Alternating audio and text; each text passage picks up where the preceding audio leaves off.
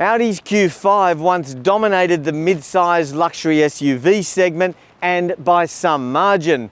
From 2009 through to 15, it was the world's most successful SUV in its class. It was also Audi's single biggest model seller globally, while in Australia it notched up a commendable 24,000 sales and the biggest slice of the market share pie. But that was then, and the game has moved on with fresher, newer rivals like the top-selling Mercedes-Benz GLC, Land Rover's stylish Discovery Sport, and BMW's X3. The Q5, on the other hand, has slipped behind them all. But Audi wants to change all that with this, the new second-generation Q5, and they pulled out all stops to ensure it regains its winning position. Is it enough?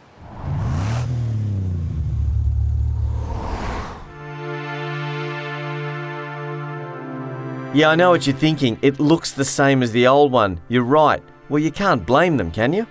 It's a tried and proven formula that stood the test of time, which is why they haven't messed with it too much.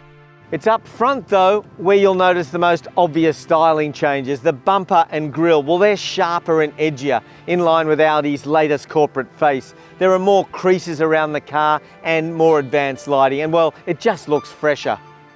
It's bigger too, but not by much. The previous Q5 wasn't exactly short on space, but this version is slightly longer and ever so slightly taller. But here's the thing, the wheelbase has been extended, so there's an extra 10 litres of cargo space available.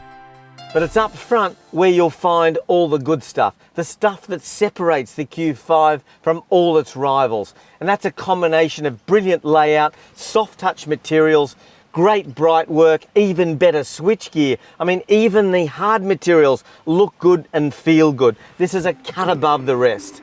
Best of all, in sport trim models like this one, as opposed to the entry-level design trim, you get Audi's virtual cockpit as standard equipment. Now that's a massive 12.3-inch digital instrument display that is simply peerless in the segment. It's also up to 90 kilos lighter if you choose the diesel-powered model, but even the petrol model sheds 50 kgs. That's because these turbocharged four-cylinder engines have been extensively reworked to deliver more power and torque and better fuel economy.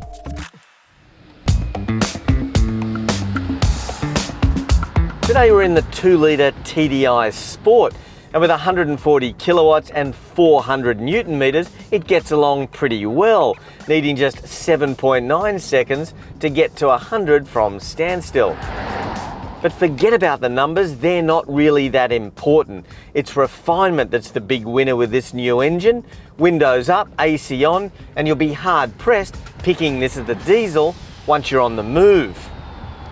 There's less wind noise too, because Audi has moved the wing mirrors off the A-pillars for less wind noise. Now there's a bit of lag if you jump on the throttle in comfort mode, less so in dynamic, but the power delivery is just so silky smooth and throttle response is pretty good. You'll also like the latest version of Audi's 7-speed dual clutch system too. Again, refinement is key, but it's also a lot of fun to drive with these paddle shifters because the gear changes are almost imperceptible and very quick. Now, ride comfort is also excellent. There's a new suspension system, a 5-link unit for the front and rear. So while it's better able to absorb the bumps, even sharp edges, it still errs on the sporty side. But of course the big benefit there is the body is well composed through corners like these. But if you want the ultimate in ride comfort, then you'll probably go with Audi's adaptive air suspension, which allows you to raise and lower the car depending on what situation you're in. Previously, Audi's steering had little or no feel, but like the new A4 and Q7, you can actually feel what the front wheels are doing through the steering wheel. And it's comfortably weighted, and this is a very easy car to maneuver. Along with this new generation Q5, Audi has factored in some fairly hefty price hikes, up to $10,000 if you choose the Sport petrol model. But then again, there's more tech and there's more safety on board, so it's hard to compare between the old and new. At the end of the day, Audi's best-selling SUV has been further honed with more advanced engines, more space, more technology, more safety and more refinement. In fact, everything about the new Q5 is better than the model it replaces, so it should be another raving success.